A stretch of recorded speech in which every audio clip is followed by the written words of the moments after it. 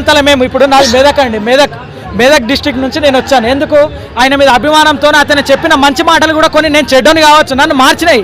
వీళ్ళందరూ మారిన వాళ్ళే, వీళ్ళందరూ ఆ అయ్యగారు చెప్పిన మాటల వల్ల జ్ఞానం పొంది మార మనసు పొంది వచ్చిన లేదు. అప్పిస్తే ఈ పాస్టర్ అరే మన చర్చికి ఇట్లా అయింది, ఎల్లుండి మేము డబ్బులు ఇస్తాం, కిరాయిలు ఇస్తామంటే ఎవరు రాలేడు. అందరము ప్రేమతోని ఒక దైవ సేవకుని కిరాతకంగా చంపిరాని బాధతో వచ్చినాం. కానీ మాకు ఇప్పుడు మాటలు వస్తలేవండి. ఎందుకంటే రేపటి నుంచి మాకు అయ్యగారు కనిపించాడు, మాకు రేపటి నుంచి అతను కనిపించాడు, ఆయన మాటలు వినిపించవు. అసలు ఎట్లా అంటే 2 కూతుర్లు ఉన్నారండి. ఎంతోమంది మాలాంటి వాళ్ళను దగ్గర తీసుకొని ఏమంటారు దైవ సేవకులు ప్రసంగించేటప్పుడు వెళ్ళేటప్పుడు ఎంతోమంది అక్కడ ఉన్న వాళ్ళకు కిరాయిలకు డబ్బులు లేక ఎంతోమంది కిరాయిలు ఇచ్చి పంపించినాడు, ఎంతోమందికి అన్నం పెట్టిండండి. అంత మంచి సామాజిక సేవ చేసిన అతను ఇప్పుడు ఈ మధ్య లేడంటే ఎంత బాధ. మా కుటుంబంలో ఒక అతనిగా చూసుకున్నాం మేము అతన్ని.